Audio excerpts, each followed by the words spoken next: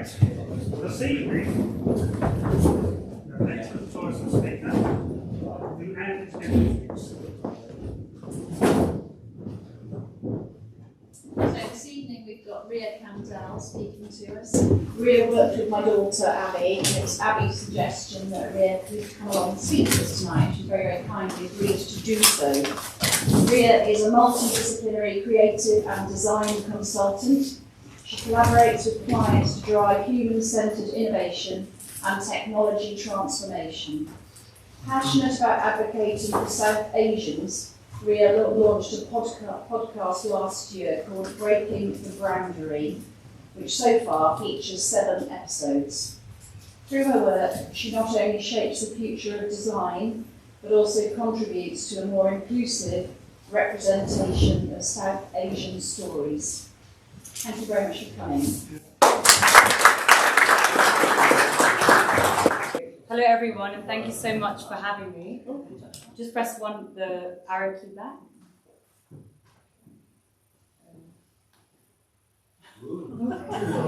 Just technical difficulties as normal. That's okay. Just press the left arrow key. It should be okay. Yeah, and one back again. And one more again. Okay, don't worry, we'll stick there. And from now, we just press the space bar. That's it. But yeah, I just wanted to thank you so much for the lovely introduction, Anne, and I'm really happy to be here with you all. So I'm going to do quite a vulnerable talk today as well. So it's going to be really honest, raw, and I want to just, I hope maybe you haven't heard from a South Asian perspective. So I just want to, open your eyes and just talk openly and honestly. So today I'm going to be talking about my South Asian heritage and my identity. I'm going to be talking about then the history of the South Asian diaspora, how we came to the UK, how South Asians migrated to the UK. Then I'm going to talk about the differences I've noticed between UK and India.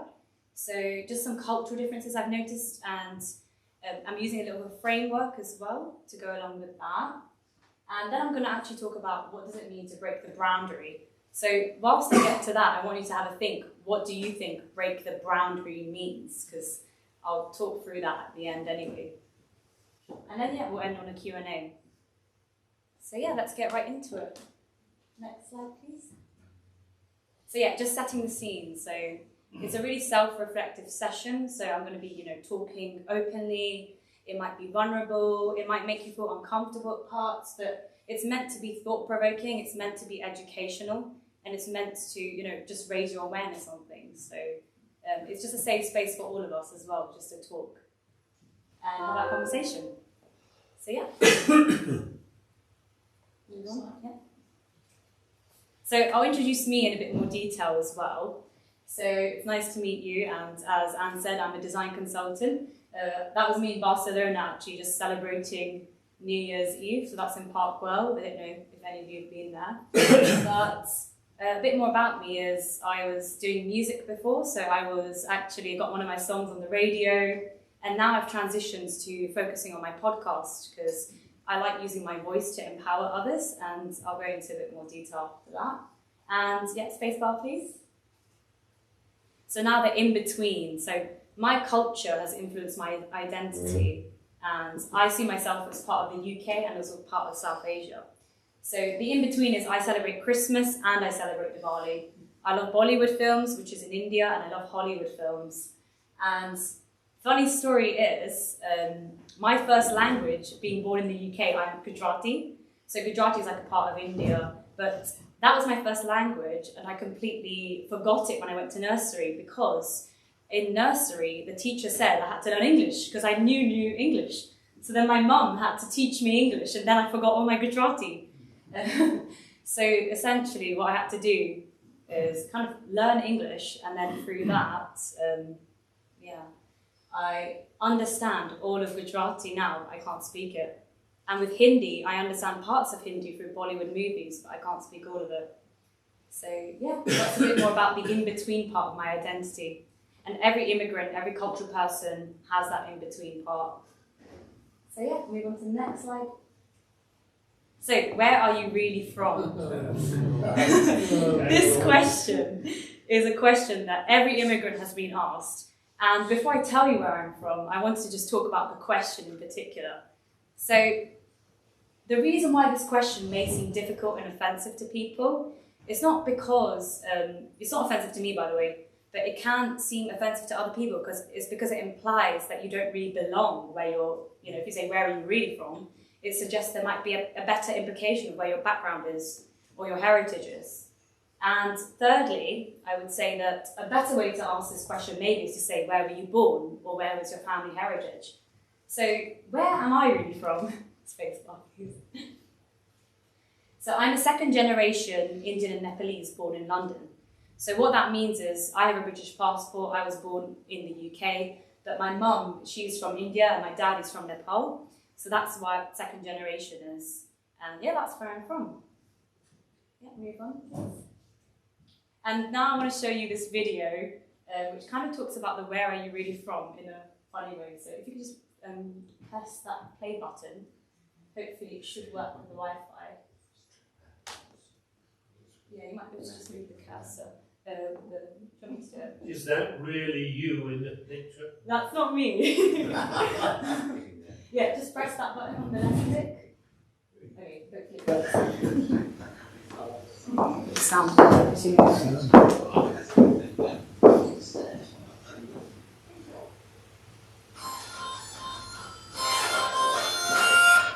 I'm from London. Yes, but where are you from? I was born in Surrey.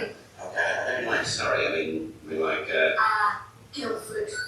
Yes, you don't seem like you're from Guildford. Okay, you got me. There we go. I was born in Cobham. I'm just helping I'm from Guildford, you know. Cool. Ah, right, yes, I mean, where are your family from, specifically? Specifically, Vincent Road. Tesco's? Yeah, before that. Children Woking for a bit. Brighton Polytechnic. She dropped out though, so it doesn't really count. Yeah, no, I mean, way back. You mean where she was conceived? No, Granny and Grandad. Probably the Coronia in... No. No, you're right. That wasn't up until the 90s. Where are your grandparents from? They still live by the big Tesco's. What's your background? Musicals. Where are you from originally? You mean which hospital? No, why are you brown?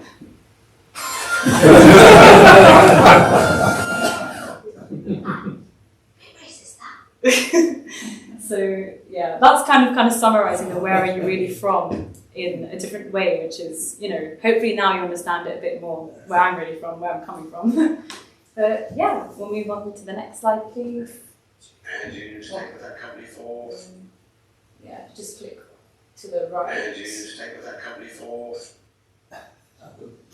Yeah, don't worry. Just adding to the suspense.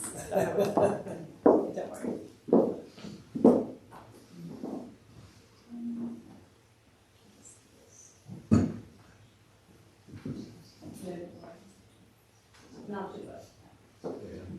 Now a bit more about my upbringing and background.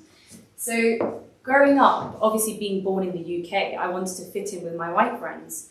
And this is, what a lot of people can relate to, being surrounded by, a lot of white people, Western culture, the magazines I was reading, the books I was reading, the TV shows I was watching. I obviously wanted to have, to fit in and, be part of that. And I also thought, being white maybe would give me a higher status, like having white friends would do that. And it didn't really help that Indian girls were portrayed as uncool or nerdy in the media as well. So as you can see, some of the people I looked up to, Lizzie McGuire, so she was like, I don't know if anyone's heard of her, but she was in the Disney Channel and she was one of my favourite TV, people on the TV show. Then we have Miley Cyrus, Hannah Montana, again, Disney Channel. These were seen as the ideal cool teenage girl. So subconsciously, that must have influenced a part of me. And then we have basically what was seen as a beauty standard in the 2000s, the early 2000s, Paris Hilton. Again, blonde, white, skinny, tall, model. Then Angelina Jolie, again. So this is like what we were seeing as teenage girls, and that's what kind of influenced me subconsciously. Next slide, please. However, now, and I feel much more proud of my South Asian identity, I really feel like my culture is really part of who I am, and I embrace it a lot more. And I don't know where the switch happened, but I think it was a gradual switch, especially as you get older, you feel more inclined, and you start to look at your culture in a different way. You start to see the benefits of having that culture growing up. For example, you know, when I was younger, my mum would play certain Bollywood songs in the car, and I'd be like, oh, I'm not into that song. I was into, you know, my own music, my own Western music. And now, as I get older, I'm like, yes, I love the Bollywood music. I love the Bollywood songs. It gives you that sense of nostalgia, it gives you that sense of comfort. And I'm really proud of being South Asian. Even in my workplace, you can't really see in the image, but in the bottom left picture there, that's me in my company. So we have a race and equality network where we do events kind of like these, where we educate people on different cultures, on different religious festivals, and, you know, just making sure that everyone feels open, involved, and it's an inclusive environment. And then also, one thing that's changed over the last 5-10 years is the representation of South Asians in media. So I've shown some examples here. The top left is Bridgerton. Don't know if anyone of you watched Bridgerton yet, but it's, you know, the second season had South Asians as the main leading character rather than being the side character. Then on the top right is Bride and Prejudice, which is a knockoff of Pride and Prejudice. So this has Aishwarya Rai as the leading character, who's a really popular Bollywood actress. And she was actually voted Miss World in 1994. So again, that representation is coming through. Then we have Bend It Like Beckham, which is another classic, just seeing another brown girl. You know, it just shifted your perspective in a way where, you know, we can be the leading character. And then we have, so that's the most recent show on the right called Never Have I Ever. So it kind of is showing a teenage girl and her just being her. You know, she's the main character, she gets all the guys, she gets all the attention, and it's just kind of showing and shifting the mindset that, you know, it doesn't matter where you're from, you can be, you know, just who you want to be. And then we have Miss World, which was most recently voted in 2021.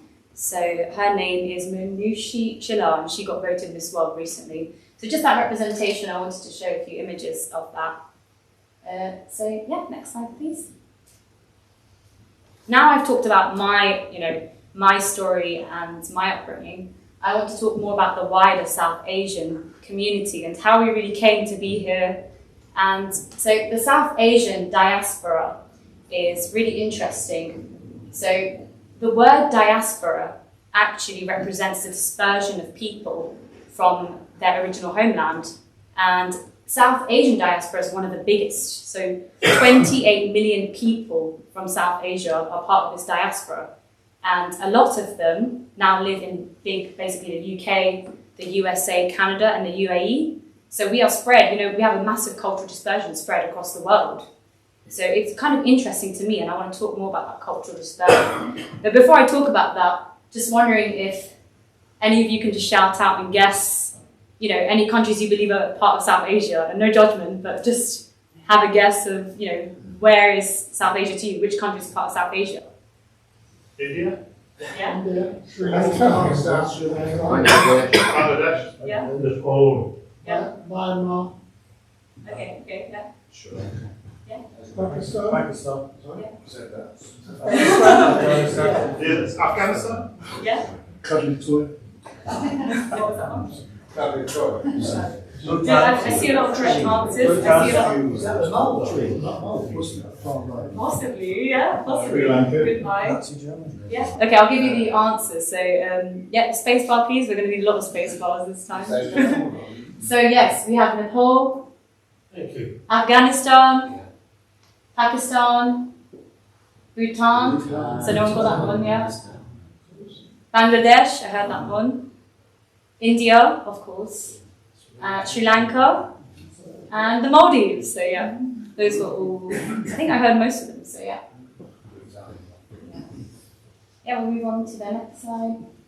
So how did, South Asians come to the UK and how do they influence the culture? So there's quite a few interesting parts to this. But one of the main influences actually is Lascars.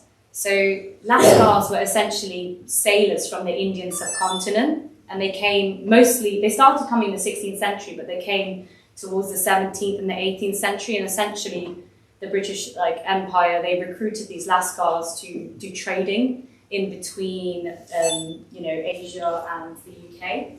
So that's and then a lot of the Lascars settled in ports in the UK. So that's one of the reasons why South Asians came to the UK. Another big reason actually is after World War II, there was a massive labour shortage. So the UK had essentially, or Britain had asked, the British Empire had asked Commonwealth citizens to come and work in the UK. So a lot of people from Bangladesh, from India, from Pakistan had come to help with these labour shortages. So they came to work in manufacturing, they came to work in the healthcare industry and the transport industry. And a lot of them settled in, big urban communities.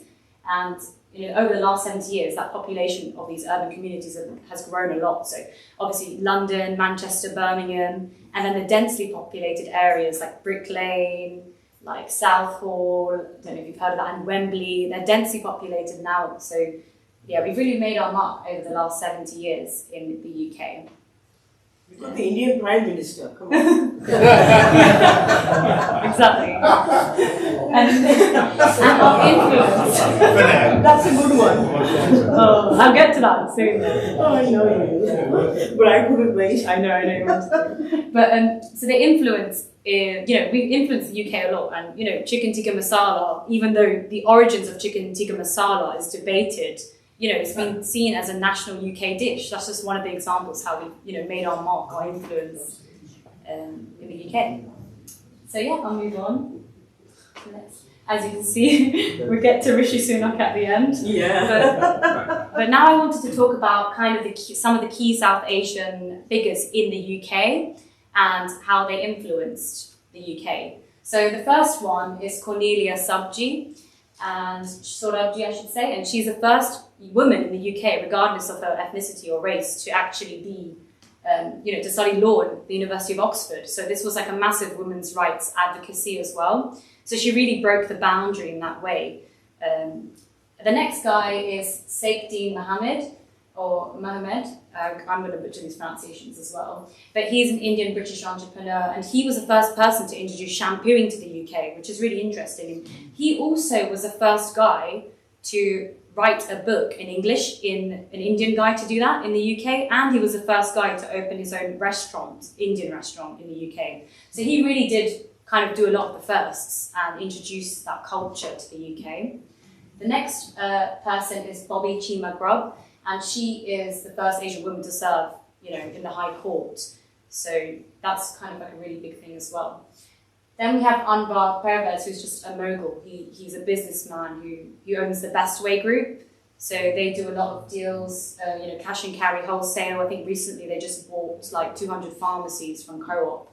Then we have Jay Sean. So Jay Sean is a R&B artist from London, and he's kind of known globally, worldwide, and he's just got some, he's critically acclaimed as well. And then obviously we have Rishi Sunak, the Prime Minister, the first Asian Prime Minister in the UK. So yeah, that's just some of the, the cultural key figures we have from South Asia. Yeah, move on. Yeah, so now I've kind of talked about, my identity, how South Asians, the wider South Asians' identity, and how we made our mark. I wanted to talk more about the cultural differences that I've noticed between UK and India. The reason I'm choosing India is because I just wanted to hone in on one example. So to do that, I didn't want to just use my opinion, but I wanted to use a framework that I've learned myself in university. So it's called Hofstede's Cultural Dimensions. So this framework is essentially used to analyse differences between different countries. It was made in the 1970s, so some people do say it's outdated. However, it's kind of like a good basis for me to have a think and see if I agree or disagree with the cultural differences. So they have 6 different dimensions, and I won't go through the definitions of all of them, but I'll give you an idea of some of them, and some of them you could probably guess from the name. So the first dimension is power distance. The second one is individualism versus collectivism. And all these countries, by the way, are ranked on a scale of like how, one or the other they are. So they kind of all get a percentage as well to compare against. Then we have the uncertainty avoidance index. We have masculinity versus femininity per country.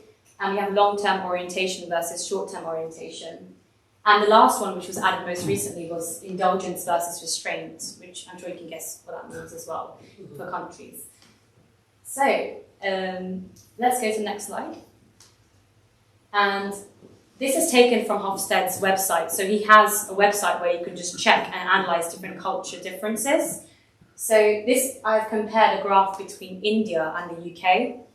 And the main differences here, I know you might not be able to see it, but I'll explain. The first one here is power distance. So I'll explain what power distance is, but firstly, it shows India has a higher power distance than the UK. And power distance essentially is the measure of how much this society accepts the hierarchical structure of authority, which means how much do they accept this hierarchy. So in this graph, which was obviously, these were done in the 1970s, the actual studies, it shows India accepts hierarchy more than the UK. For me, I'm not sure if that still is the case. However, it's still an interesting comparison to make. The next main difference is individualism versus collectivism. So India has a low score on individualism compared to the UK. So what that really means, individualism, is how much people are kind of there for themselves. People, they don't care much about what others think. They make a life for themselves and look out for themselves. So I definitely agree with this dimension because I see, India as a very collectivist society, and people do look out for each other. There's still that culture where people do live in joint families a lot, even after marriage. And it's not common to actually move out and live in your own apartment in India.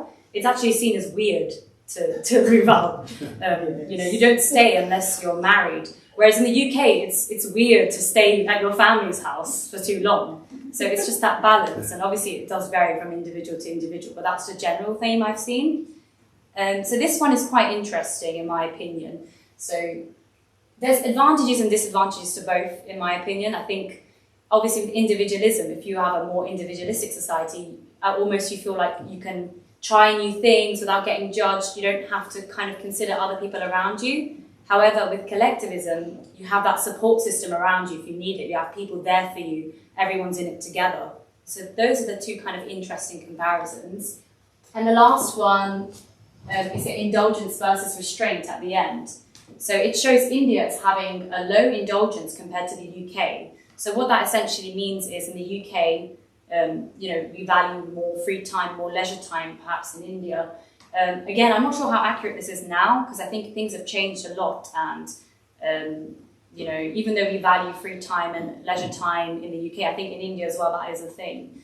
So it's just interesting to see these different dimensions and how you can compare countries with them. And that's what I wanted to share. Yeah, next slide. So now I wanted to address some of the common stereotypes or misconceptions about South Asians. So I've just chosen 3 of the most common ones, and then I'll kind of debunk the myths, as you say. So the first one is, we all speak the same language, which obviously, can we space it again? Yeah. The reality is no, that's not the case. There's over 2,000 languages spoken in South Asia itself. We have Hindi, we have Punjabi, Bengali, Nepalese, so many Parsi, so many different types of languages, and even within that there's sub-languages. So that's one of the myths to debunk. We'll go to the next one. Second one is we mostly pursue traditional careers, so that's mostly referring to a lot of South Asians pursue the STEM subjects, so science, technology, engineering. But the reality is the number of these South Asian creatives and people in different industries is increasing a lot, especially in the last 5 to 10 years. So there is a need to recognize South Asians in these creative industries. We're not just doing doctor, lawyer, engineer now. We're doing more. We're doing much more than that. Next one, please. And the final misconception is we all practice the same religion. The reality is, though, we have a diverse range of religions. I have South Asian friends, some are Christian, some are Muslim, some are Buddhist, I'm Hindu. There are, there's so many different Islam. So there's so many different, and Sikh, there's so many different religions in South Asia, and I have friends from all different religions. So those are the 3 main misconceptions I wanted to debunk. So hopefully that just Hopefully you knew those already, but it doesn't matter if you didn't. Next one. So what other common, now talking about the misconceptions, I wanted to just touch lightly on the boundaries. So it kind of relates to, breaking the boundary. So what are the boundaries that South Asians face? And these could apply to South Asians living in the UK or South Asians who are living in their hometown. So one of them is fitting to cultural and societal standards. Like we showed in Hofstede's cultural dimensions, we have a large collectivist society, so we still do value what other people think, and we do value what our family think, our friends think a lot more. So fitting to those standards is still a boundary that a lot of South Asians face. With relationships and dating, arranged marriage is a big thing still. It doesn't affect, it affects different regions differently, but arranged marriage is still common in parts of South Asia, and it's still something that people go through, and it's not necessarily all negative, but it's just something where, people do in South Asia, they do see when you marry someone, you're marrying their family. Again, that collectivist mindset. So that's another boundary and barrier. Another one is career, like I just mentioned with the STEM careers. There is still, a lot of people do feel boxed into those careers, but I think things are starting to shift and change more to the creative industries. Then we have language. If you're an immigrant, you're moving countries for a better life or just to get another job, learning the language is an obvious one, and fitting into not just the language, but the colloquial slang. I guess I can't relate to this too much because I was born in the UK, but a lot of people, they can definitely face this one. And the last one is mental health. So in some South Asian communities, talking about mental health is still seen as a stigma. A lot of people, they don't even talk about therapy. They just think they can get on with it. They don't, even know too much about it. It's still seen as something people don't talk about. So those are the common boundaries. And yes, so I wanted to just touch on some of these boundaries in a bit more detail. So this is a phrase. It says, "Log kya kahenge." I wondered if anyone could guess what this means before I tell you. I can give you a clue. What the hell are they doing? How are you? No. Where do you come from? No. Is it, what is your name? No. How are you? It relates to one of the things I talked about earlier, so it might be hard to guess. Where do you come from? No, but it's a good guess. Okay. Any other guesses? Okay, I'll go into the next space bar, please. It means, what will people say? So this phrase, it's very common, like my mom could advocate for this, but in India, this is a very common phrase. So this is Hindi. And log kya kahenge is, what will people say? What will people think? It's a very common phrase that has not dominated, just my parents, but not just my grandparents, but their grandparents. It's been trickling down into generations and generations. And I feel like our generation is probably going to be one of the last to really say this phrase, hopefully, because I think our generation is really pushing things, and we're kind of almost picking and choosing the parts we want to keep and the parts we want to let go of. And that's why, that's just one of the barriers and boundaries I wanted to show in a bit more detail. Yeah, next one, please. So this is an interesting one. I decided to do a little study, just with talking to people I know who are from South Asian origin, just to ask them, has their name been mispronounced? And for me, I don't think it's offensive to mispronounce a name, because it's quite hard, to actually understand and pronounce names. But, it's just interesting how so many of our names get mispronounced. So my friend Ashni, she's been called Ashley, because, it does sound quite similar, and over the phone, that's what you'd expect. My name has been called Rhea. My friend's name Karan has been called Karen.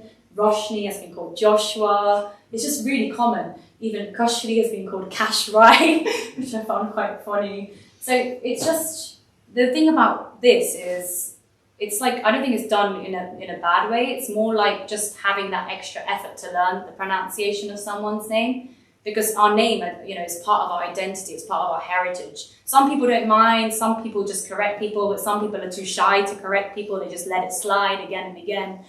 Even I heard someone in my work call today, his name was Abhi, but my colleague was calling him Abby. And it's just, I know it's a small thing, but it kind of allows code switching to occur. And what code switching is essentially shifting one's behaviors to appeal to another audience. So a lot of immigrants, a lot of people do code switch And it's common, for example, like even, so what I would do as if I was code switching is I would make the pronunciation of my name change to make it easier for someone to understand. And a lot of people I know do this, so they mispronounce their own names just to, make it easier for other people to understand. Even my own surname, in primary school I used to call it Candel, like a candle instead of Candel. So it's just very common, and it happens, to people of colour without even realising it. So you can code switch by mispronouncing your own name, you can talk in a different way to just fit into the society. So it's a natural behaviour, but it's just good to know about from a different perspective. Next slide, please. So now we've kind of discussed, cultural differences and different boundaries and barriers that South Asians face. I wanted to give my thoughts as to where I think the future of India is going. So I really believe that the new generation of India, like I said, even though it's quite collectivist, I think it's going more individualistic. People are making their own, they're having their own say. They want to be their own person. They want to be their own individuals. That's why there's more need for that recognition and support in these areas for these creatives. The next thing is there's a massive creator economy happening in India. So I don't know if any of you have heard of influencers, but these are social media people, essentially. They influence others to buy products online. They normally have a specific area of expertise. For example, you can have a beauty influencer and they're like seen as an expert on makeup. They are coming up and they're rising. There's a massive boom in these people, and I'm talking to some of these on my podcast. So the people down there, they're called Prachi and Hirsch, and I actually interviewed them on my podcast. So what they originally had jobs. They were working in the pharmacy industry, but they've quit their jobs to essentially become travel influencer and make money traveling the world. So just having these conversations to see what different types of careers there are for South Asians out there and just people in general is interesting to me. And I think that, and they also mentioned about this creator economy boom in India, and it's one of the biggest that's happening right now. And I think that we're challenging the norms and we're taking parts and cultures that we like and kind of like merging and blending them. So we're combining ideas, but I think at our core we're going to remain connected to our roots to give us that kind of stability. So yeah, I think those are the main points about where I see the future of India going. And maybe some of them are controversial, but I think sometimes it's just good to have an opinion and I want to hear your guys' views as well afterwards. So yeah, the next slide, please. So what do you think it really does mean to break the boundary? Well, hopefully after having talked through, some of the boundaries you face, for me, breaking the boundary is about empowering others to kind of overcome some of the boundaries and just to share stories of South Asians who have done different things and have gone outside their comfort zone and done things that aren't seen as traditional and aren't on the traditional trajectory of life. And the reason I created Breaking the Boundary as a podcast and as a platform is because I want to inspire other people who are scared to maybe make a change and a shift in their life, to do something new and to try something different. And some of the topics I've talked about in my podcast are things that are sometimes a bit niche, sometimes a bit common. So I've talked about interracial dating, as that's still a big thing that some people face. I've talked about entrepreneurship as a brown person. So I had another guy called Avi Sharma. He was on The Apprentice, so talked about what it's like being on the media as a brown person. I have friends of friends, and some of them, they work in journalism, and I want to definitely have a conversation what it's like being a brown person working in journalism, because there's still these nuances that aren't talked about. So I just want to have that open conversation. I've also talked about, what else is an interesting one? Well, musicians. So some of my friends, they're musicians and they're trying to break as a musician in the UK. I think London is really culturally diverse anyway, but there are still some challenges with, breaking into the industry, a lot of competition, things like that. So whether, you are someone who wants to be a musician, there's a voice for you. And when you do have someone that looks like you, who's done something you want, it just makes it all the more achievable. So that's why I've created this platform. And sometimes with a podcast, it's just hearing that one sentence, one line that can shift your perspective. So I don't know if any of you have listened to podcasts before, but essentially podcasts are like YouTube videos, but they're just the audio version. So you can kind of have podcasts in the background, so you can listen to someone speaking about a topic of various, it could be a crime story, it could be anything whilst you're doing your chores. you know, whilst you're going to the gym or whilst you're just sitting, you know, relaxing at home. It's a good way, and podcasts are becoming a really popular form of media now, more than YouTube videos. Podcasts are getting super, super popular, so I kind of wanted to just create my own and inspire others through that. And yeah, that's what Breaking the Boundary is about. So on to the next. At the end of the day, I've talked through some of the things from my perspective, my story growing up, but I really do believe we're all interconnected as people. We all have things in common, and we all can learn and grow and share and get inspired from each other. So hopefully some of you might have even related to some of the things I was talking about in your own way. And next one. Oh, was there one more? No. One back? No, that's it. Okay. Well, there was one more thing that I wanted to ask you is how are you going to break the boundary now in your life? So whether that be a subconscious boundary, a conscious boundary, whether it be a boundary of, you know, you're wanting to get more healthy, but you're not thinking you can do that, or whether it be just something like saving money or wanting to spend all your money, but, you know, worried about what people think. These are all common boundaries. You know, at the end of the day, we're human. We all have things in common. We want to be loved, respected by our family, our friends, and we want to feel like we belong. So sometimes it's scary to take that step, to take a risk and do something unconventional. So I want to challenge you to break the boundary in your life. And thank you very much.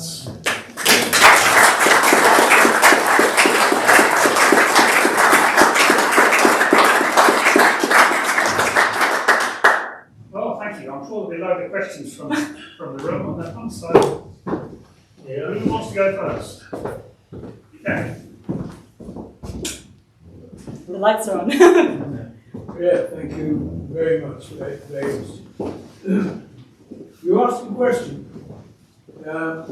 Where do we think breaking the ground is going? Well, it seems to me that is one of the biggest problems we've got in this country. We're not one country. We're lots of small communities who are totally different in background, education, economics. We are in a very rich, very white area of the United Kingdom. What about people that are not rich, who are not in a white area? Now recently in Bradford. Very, very different place. And I'd have to answer that question in two different ways. Could you comment on that? Yeah. So are you just saying that in the UK, you feel we are quite divided? Is that what you're kind of saying? And We're very divided. Yes, Yeah. therefore we're bound to have different answers, depending where we live. Yeah, I agree with that. I think, obviously, I'm not saying we could all be completely, you know, united. It's more about understanding other people's perspectives, in my opinion, and just understanding from their perspective and empathizing from where they're from. It's not about like having the answer and being connected straight away. It's more like just being open and willing to learn about people's cultures. I think that's like the first step to kind of breaking the boundary.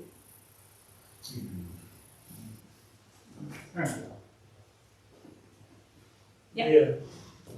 First, I'd like to congratulate you on a superb presentation. Yeah. But that's not my job. It's wonderful to be able to stand here and think in terms of not being ultra careful. We're allowed, by your own admission, to talk in terms of colour a little bit. Yes. Yeah. My question is, or my comment first of all, is that over the last few years, we as a club have invited any number of, I'm allowed to say, brown people Yeah. to be interested, possibly join the club. None of them have taken it forward. Can you think of a way in which we could be more welcoming to your side of society? It's a dreadful way of putting it, but you know what I mean. Yeah, yeah, Because they haven't accepted. yeah. Is it our fault? No, I don't think it's your fault at all. I think obviously for me, like as in I'm a brown person, and for a lot of brown people, they might feel intimidated or feel like, you know, if you're in a, you know, I'm not saying it in a rude way, but if you're in a room full of white people, they might feel like, oh, like, how can I relate to people? Because, you know, like you were talking about, different backgrounds, different heritage. But I don't think the things you can do is like have more people of colour speak, you know, in events like you just did already, and just possibly, you know, I would say just maybe have cultural days, or you know when Diwali is coming up, you could do like a mini celebration for Diwali, like fireworks, like you do fundraising for charity, I've heard. So just doing things like that for other people's culture, like that might encourage more people to join, like taking account into their holidays that they have or cultural things that they have going on, like you know, there's Eid, Ramadan, they do fasting, maybe you can do like a fast for charities, things like that. It won't happen overnight, but I think if one person joins, then that will like start. It's just about that one person joining, then that one person will tell his or her friends that let's join. It's actually inclusive. So you're already being inclusive. It's just not being scared to have these conversations, be open about people's culture, and that's how I would kind of How we should go about it. Yeah, how I would go about it. Obviously, it's easier said than done, but I only think it's just that one person that joins, they'll start like a domino of people. Quentin. Thank you. You listed the countries that were South Asian, and Nepal, I think, were wonderful mountains. India, I think, a highly enterprising country. You look at what's happening in the UK, and Indians just work hard. They're very good. I think you've got a great reputation. But I know little about many of the other countries. Yeah. Pakistan doesn't quite share the same feeling. For me, is it wise to think of South? I don't think we think of South Asia. I think we think of India, Pakistan, and the rest. Yeah. So I think the Indians are doing just fine. I'm not sure about Pakistan. I'm not sure what you mean by doing fine. Well, I think a wonderful example of integrated immigration. Yeah. Okay. I think every culture, every country has its own, you know, ups and downs. And some people might have more awareness about some cultures than others. Like I didn't personally, myself, I didn't even know the Maldives was part of the South Asian heritage countries till last year because it's so not talked about enough. But I think one thing that comes to me in my mind when you're saying it is, yes, everyone in South Asia, every country, you know, India is very different to Pakistan, which is very different to Bangladesh, which is very different to Sri Lanka. We are very different, even though sometimes people label us kind of very similar. So that's why I wanted to show on my presentation, you know, we are all different, you know, from different parts. We have different views, experiences, and I can only talk for someone who's from India and Nepal. I can't talk for other people, their experiences integrating into the UK. So, yeah. Oh, yeah. You introduced, first of all, fascinating insight into breaking the boundaries, and thank you. But you introduced the issue of male versus female in terms of your various different characteristics. You didn't explore that further. Yeah. And it strikes me as a white man that there is a significant difference between, that is different between the different countries of South Asia, but that actually that the males remain even more dominant in South Asia than they are within the UK. Yeah. Is that fair? So what I meant by, when I was showing the masculinity versus femininity, so that actually is part of Hofstede's cultural dimensions. So when they say a country is more masculine versus more feminine, and the masculine countries are the ones where people are more, you know, working hard. Okay. That's what it means. And then the feminine countries are the ones that are more less focused on control. So that's what the femininity countries represent. It doesn't actually represent the males in the country and versus the females in the country. It's more the actual characteristics, if that makes sense. Okay. So the reason why I didn't comment on it is because India and the UK had quite similar levels of masculinity and femininity. So that's why I didn't comment. But it's not relating to the dominance of the... No, yeah. But it's a good question because I know how it sounds like it could be.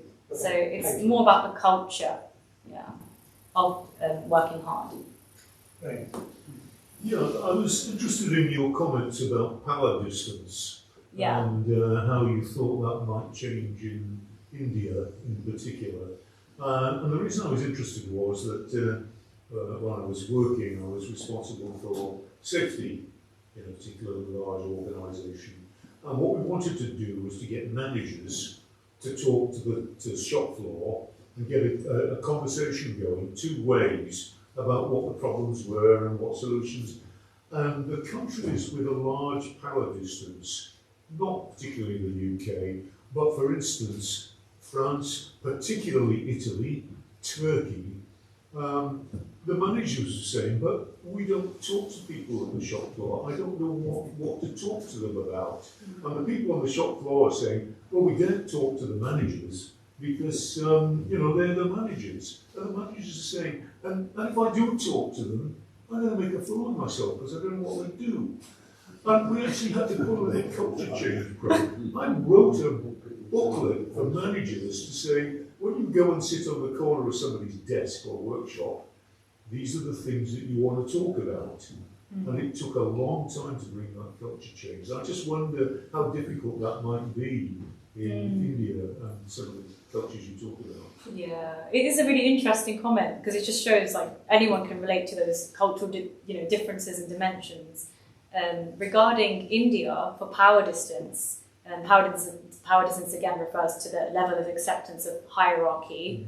I would say that from having conversations from people with India, I've heard similar stories where in some finance companies, one of my friends who moved from India to the UK, the difference they experience in terms of hierarchy was really interesting. So in India, the managers are on your case, so they don't leave you alone. They don't trust you. They will be like, okay, what are you doing this moment, this second? They do see themselves as higher, and then the person who is their employee does see themselves in that status. Whereas in the UK, it's very, well, the place where I work is very flat hierarchy. The managers talk like friends to their employees. It's like you don't want to almost show there's a hierarchy. And that's why I think there is that power distance right now. People do value people, even with family members in India, they see the grandfather as, the hierarchy, or the grandmother, the matriarchy of the family. Whereas in the UK, I think, there's more, you can have more banter between family members and everyone is kind of respected in the same way. So the reason why I think power distance might be going down in India is because I was thinking more about the government and things like that. I think when I was talking to one of my Indian friends, they said it's not about the power distance that we accept it, it's kind of that we are forced to accept it. And that's why there's that shift. And I think people they're having more of their say, they're having more of their voice. And, even when things like COVID happened, everyone did listen to the regulations, but then, there was that level of force to do it. And that's why I think there might be a decreasing power distance in India because people are getting tired of it. Thank you. Yeah. Thank you for a very interesting presentation, and you talked a lot about the rise of creative forces in South Asia and in the UK. And it occurred to me, is there a role that your organisation, could play in? We hear of the institutional racism in the Metropolitan Police. We saw it in the Yorkshire Cricket Club and blah, blah, blah. And it seems that we've got quite a long way to go to break that boundary. And I just wonder if you see your sort of work as being possibly able to contribute to that breaking.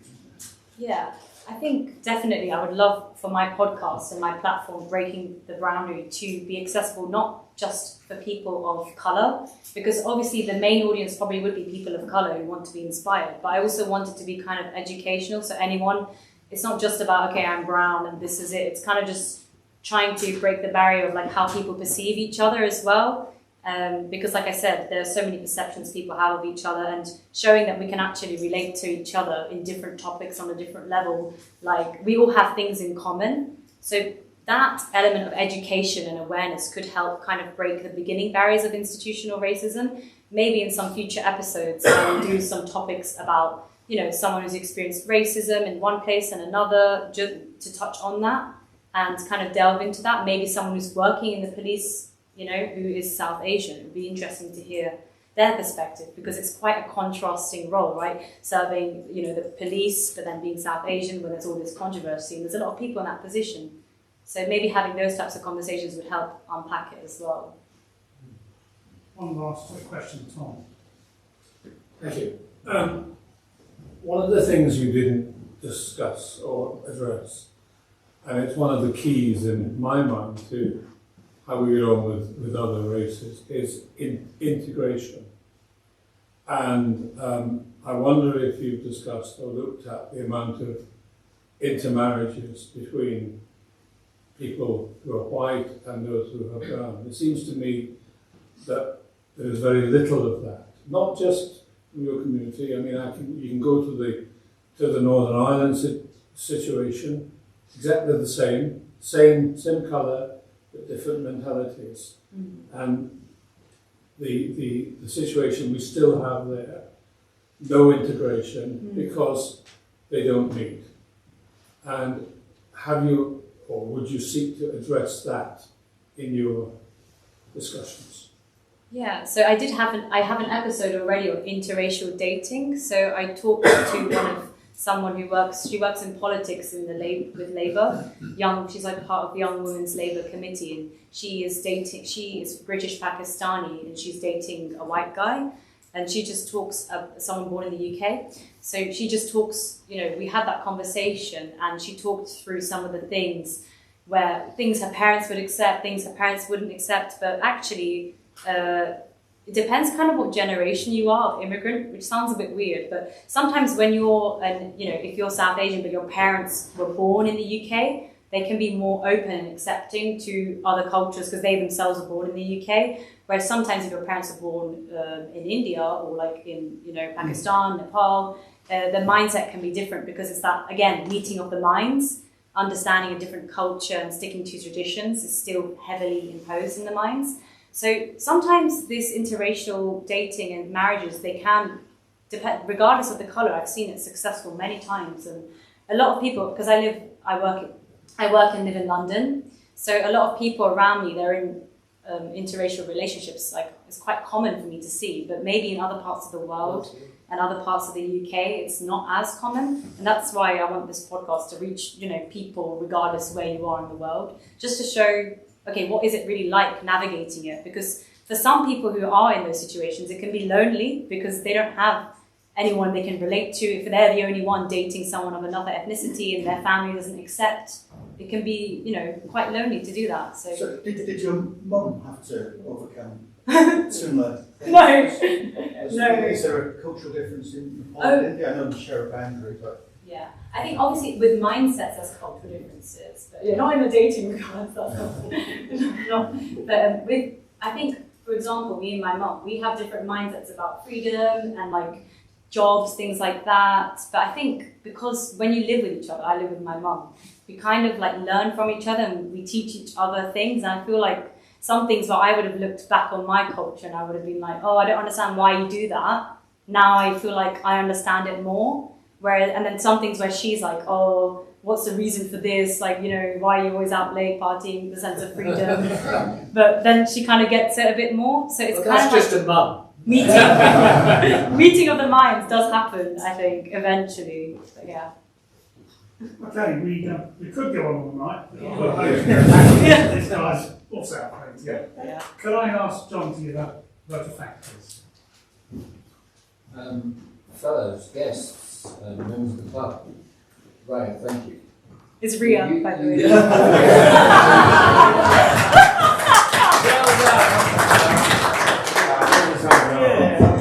You use the expression right at the end of learn from each other. And most of us in this room will probably, I think, confess that we've learned an awful lot from our parents. And you learn things at home. You go out into the open world and you go, hang on, that's not what they told me. And a couple of other expressions you used of tolerance, I think open-mindedness, and a curiosity about other people. Now, what you've done is opened our mind to thinking of another way of thinking. I questioned my parents. I went to a school where the word colour prejudice didn't even exist. We had so many different people there, it was untrue.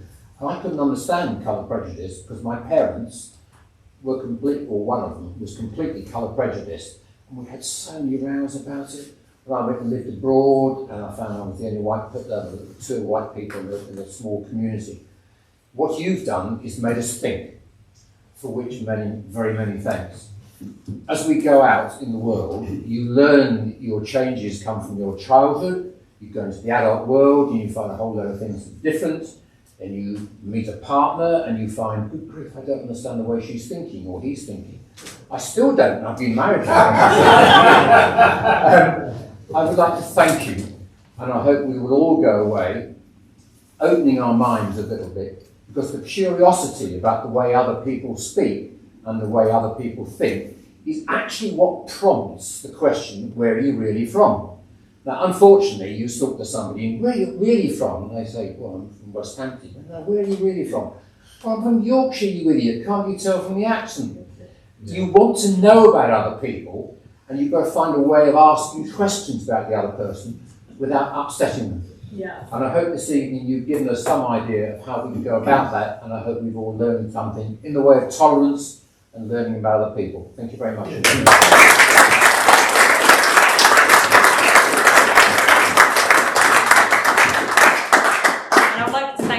Being such a receptive and open audience. You know, I broke the boundary myself, obviously talking to a room full of white people about my culture. It's a bit intimidating, but I'm just really happy. It felt like, you know, it was a really safe space to discuss, and I'm glad. We managed to survive it. No. Yeah. I'm glad some of you. Into your country, over here, everywhere, and also I've got family and cousins who are married with English and Indian. Like, you know, one is from German, one is from England, and everything. We have inter-marriages. That's what I've left it open for her to decide. But I would like if she married an Indian.